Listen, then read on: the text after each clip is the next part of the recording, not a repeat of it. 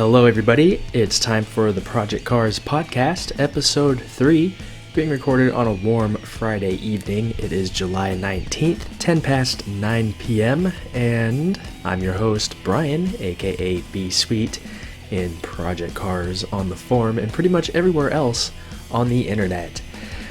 So it's been a while since the last episode, a couple weeks. This is the expected schedule for the podcast, so new episodes should be pushed out every couple of weeks, and this is going to be a jam-packed episode. Hopefully the information you hear here will be interesting, and as usual, I'd love to get your feedback on the podcast. A lot of people have already been very helpful in terms of feedback and ideas and suggestions, and it's been a while since I've actually played pCARS online, and the rest of my time in the game has been recording clips for my latest pCARS trailer and music video that I'll talk about in a little while.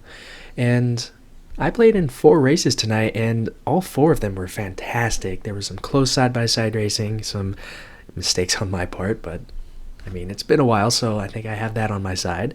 And some of the people who were playing, I'd just like to mention them, included Fern Lop, Scott Coffey, Gearhead, Speedboy, and several others. And like I said, all of the races were really enjoyable, especially the one at Banachbre 1.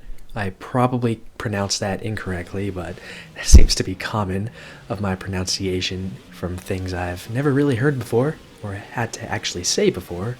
And that particular race used the BMW Z4 GT. Now, I'll actually be talking about those sounds in a little while, but that car was very fun to use on that particular track. It almost gave me a little workout with my G27 on that particular course. It was just really fun. It's almost as though that car was made specifically for that type of course. It was just so fun to use. I really enjoyed that one quite a bit. There's actually some contact from other people, so it was kind of nice to try to avoid that. And of course, I started some contact. There were solo issues though, so nobody else was involved, at least if I remember that correctly. I'll have to watch my replay video. On that note, if you're interested, all 4 of those races will be uploaded overnight. If you haven't figured this out by now, pretty much every multiplayer race of pCARS that I play is uploaded onto my YouTube channel. And assuming that you're listening or watching this on YouTube, well, that's the channel that those videos are uploaded to. So I'll be uploading those 4 tonight because I'd rather not have my bandwidth being eaten up while I might actually need to go to do something online. And it's over 44 minutes worth of 1080p racing footage, and this comes in at about 3.3 gigabytes total after, of course, the Fraps recordings have been compressed using Handbrake's default preset. That's typically my workflow when it comes to recording and uploading videos. Anyway, onto the show mainly. It's been a few weeks since the last episode, and people left some great feedback, and some were related to the topics, of course, the research that I've given them, or lack thereof, due to time, as well as many other production-related things, and I hope that this episode will be far more enjoyable to listen to and more interesting than the previous 2.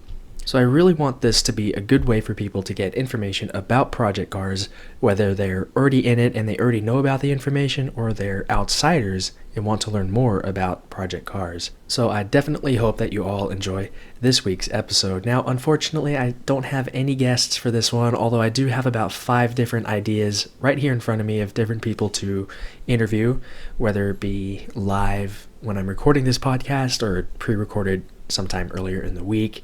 All I really need to do is go ahead and message them to see if they are even interested in doing this. But this is definitely something that will happen in episode 4. I will promise you that. Actually, I actually won't promise that because sometimes, things can change. So actually, by episode 5, we will definitely have 1 or 2 nice guest interviews to supplement the actual episode itself.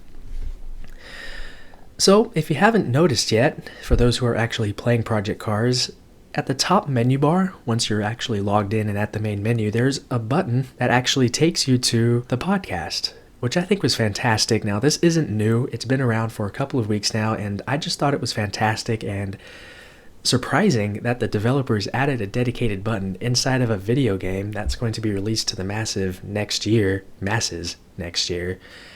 that goes directly to the podcast that I've created. I think that's really neat, and it's nice to see how this sort of thing has been implemented into the actual game itself. So it really shows how this is a community-related project, hence the name Project Cars, Community Assisted Racing Simulator. So I think that was really neat, and it's still there. Some other behind-the-scenes changes is that what you'll see on the YouTube video for the podcast will focus more on the audio, but you'll also see some more videos and screenshots of different things once I actually get to them within the podcast itself, and I'll be throwing several of those types of things at you throughout this particular episode. And this was really my idea from the beginning, to sort of give you the audio, but also supply you with some visuals to go along with that audio. And episode 1 was purely audio only. Episode 2 was a little bit of both. It was the on-screen stuff is what I was focusing on more than the audio itself was what I meant to say. But like I said, it just wasn't really well executed in the first 2 episodes, so hopefully this one, that is fixed. Also, Torsten Schmidt on the forum, I probably didn't pronounce your name right, but that's, like I said, that's pretty typical of me when it comes to pronouncing names I've never heard of and aren't really common in certain areas. But he asked if there will be an MP3 only version of the podcast, and the answer is yes. That's something that I've been wanting to do since the beginning, and I will finally be doing that in episode 3. My computer just locked up. There it goes. People think that Apple computers are reliable, but the truth is that nothing is completely reliable, and sometimes they do have issues, and that's what just happened to me. Anyway, I will be putting together the MP3 files as well as the subscribable XML file. I will put together directly after I edit this episode, depending on how you subscribe to your podcasts. If you are a regular podcast listener, you could get the XML file itself, which I will update, of course, as episodes are published. And I will also submit the podcast to iTunes, the most popular podcast directory on the internet, at least as far as I know. And that'll probably take a day or 2 until it's actually approved. Apple, they're pretty thorough, but when it comes to podcasts, they're pretty open to those types of things. But the bitrate of the MP3 files will probably be 128 kilobits per second, since I think that it's a good mix of audio quality as well as smaller file sizes. Then again, these episodes aren't really too long, so maybe I'll bump them up to 160 kilobits per second. I'll just have to compare them and see which one is more practical, because sometimes people are streaming these types of things over their mobile connection, and not everybody has unlimited data or fast data speeds, and I think that if they didn't download it ahead of time, then using lower bitrate files would be a little bit better at a little bit in terms of cost of the actual audio quality. Either way, it's mainly just audio or a voice that you'll be listening to, so I can't imagine 128 kilobits per second actually being too bad. But anyway, on to some topics. So in terms of community trailers, I actually created a new one, as I mentioned earlier, and when it comes to these types of videos, I typically create game music videos. That's what I call those, and I basically record a bunch of clips and sync them up with a song that I choose. So this particular trailer I called Sweet Sensation, and it features a track from a group called Chase and Status. Now the song is called Blind Faith, and if you happen to have played Dirt 3 before, you've probably heard this particular song there. And you can see some of the video on your screen right now, and you should be able to hear some of the audio if you're listening to this in general anyway. And the video is about 2 minutes long. It's available on YouTube, of course, and there's also a direct link to the raw MPEG-4 video file if you'd like to watch something that's in a much higher quality format. And that is the community trailer of the week, made by yours truly. And sort of a spoiler, one of the people I've been wanting to interview is John Z, or Johns. A lot of you guys have probably heard about him from his very well produced community trailers, and I can't remember the name of the last one he's uploaded, but it's been getting so much press and so much word lately. It's just a fantastic, it's almost as though some sort of movie studio put together that particular trailer. Anyway, let's move on. The rest of these topics in this episode were provided by none other than Aldo Zampatti.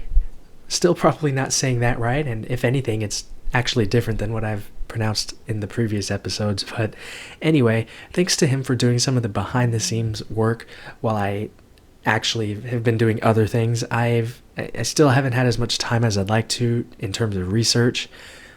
But my internship ends in a couple of weeks, and after that I should have plenty of time to gather up some information on my own to work on interviews and guests and all that fun stuff. On to the actual game topics of the week. In some of the more recent builds of Project Cars, the weather system has seen an upgrade. So in terms of thunderstorms, it's much more apparent that these things have been worked on a little bit more. It's really hard to explain this type of thing, so it's obviously best to look at screenshots or video footage of this. So Community Gallery number 61 shows some of this, and as expected, most of these shots are fantastic now. The thunderstorm weather has seen some changes, and it really makes it much more interesting to look at. It's a bit more realistic. There's more illumination in the surrounding area when lightning goes off. Like I said, it's hard to explain, so you'll definitely have to see some footage or the screenshots for yourself. If you're watching this on YouTube, then you'll probably be seeing those right now. More specifically, the Clear 6 weather setting also looks good, although I think that the bloom effect is just a bit too high on this one, at least with the time settings that I've used. And on that note, sort of an FYI for those who are playing or those who plan on playing soon, to get a really beautiful scene in Project Cars, you really have to mess around with the weather and the time settings, because each combination produces something different. Sometimes what you see is more realistic than the other. Sometimes it doesn't look as realistic, but it might look better in other respects.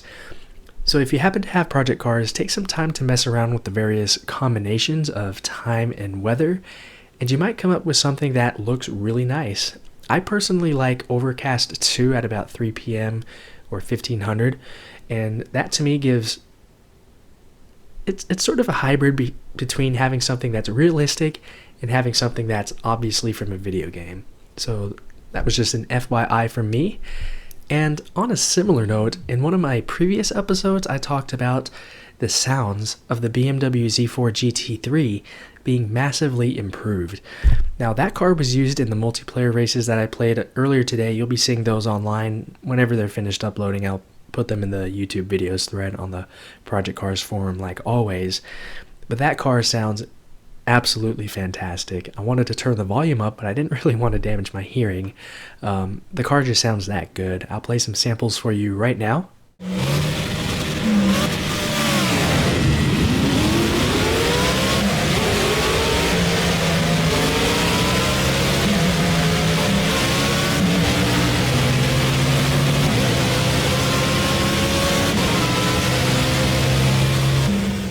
So moving on to the next topic, the Wii U has been seeing many changes recently. These don't really pertain to the user because, nobody outside of SMS has the Wii U version of Project Cars. However, it is seeing some progress, sort of a big milestone, I think, and that's the main menu, the 3D main menu that is, in the garage scene. It works properly. It's being rendered. The textures aren't there yet, but they are making lots of progress in regards to the Wii U. Martin Griffiths, the PC render coder, posted an image of the main menu and the 3D garage rendered on both the Wii U controller as well as a television. So the Wii U, it's a Wii U. Not many people really see the Wii U as being a real gaming console, at least in the eyes of the PS3 and the Xbox 360. So the next topic is a pretty big one, and development director Andy Garton announced that they have signed a deal with Oreca. Now, if you're unfamiliar with them, as I was, as per Wikipedia, Oreca, starting for Organisation Exploitation Competition Automobiles, they're a French racing team founded in 1973 and run by Hugues de Chalnac, former team manager of F1 team AGS, and Oreca has had success in many areas of motorsport, including F3. So what does this mean? The Le Mans prototype car, more commonly known as LMP2, will be coming to the game soon. So a little bit about the car itself in real life numbers. It weighs about 900 kilograms or about 2,000 pounds, and it has approximately 460 brake horsepower. So for those playing Project Cars, be on the lookout for it in the coming weeks. So Andy Garton, our good friend for this particular episode, announced car physics focused testing known as CPFT, and this is where every Friday Casey Ringley, the vehicle lead, Doug Arneo, he works on the car physics and the computer controlled players, and AJ, couldn't find out who he was, at least from the thread alone. But those three people will post a car and track setup for people to focus and provide feedback on. And some of the current combinations actually include using the kart at Spa's karting track, for example, or the BMW Z4 GT at Road America, or GT3 rather, at Road America, aka Wisconsin, inside of Project Cars, and the Lotus 49 at Zolder, or Houston, inside of Project Cars. So if you're like me and you often find yourself wanting to do a non-multiplayer race, but you're kind of unsure of which particular track or car combo to use because there are just so many, this is definitely a good way to sort of figure out what you'd like to race with, and it would also be a good way to provide feedback on this particular setup. So if you're interested in this, go over to the Physics and AI forum on the Project Cars forum to find the appropriate CPFT threads that you would like to take part in. So that is it with episode 3 of the Project Cars podcast. I would like to thank everybody for listening, and if you stuck with me throughout this episode to this point, then I would also like to thank you as well. Overall, I think that the podcast is definitely headed in the right direction. I feel the most positive about this particular episode over the first two by far. It's still not where I imagine it to be. I still need guests, co-hosts, people to interview with.